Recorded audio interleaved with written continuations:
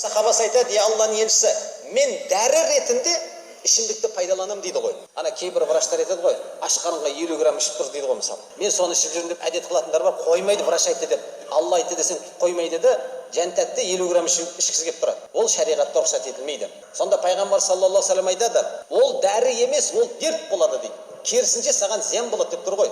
Ішімдік дәрі болмайды, қадірлі. Тек қана рұқсат береді медициналық спирттерді пайдаланып үстіге жағуға, укол салуға, обработка дейміз, немесе жаңағыдай больницаға бір жеріңіз күйіп қалғанда, басқа болған кезде соған ғана рұқсат береді. Дәрінің түр-түрі бар ғой, түр-түрі. Ішімдік бізге еш уақытта дәрі болмайды, ем болмайды, соны ұмытпайық. Әлі де болса таңертең 50 грамм ұрттап жүрген ағайындарымызға сәлем айтайық, қадірлі ағайын. Бұл болмайды шариғатта. Енді ішкен адамның жағдайы не болады? Пайғамбар саллаллаху алейхи ва саллям хадисінде айтады: "Кімде-кім ішімдік ішетін болса, Алла тағала оның 40 күнге шейін намазын қабыл қылмайды" дейді.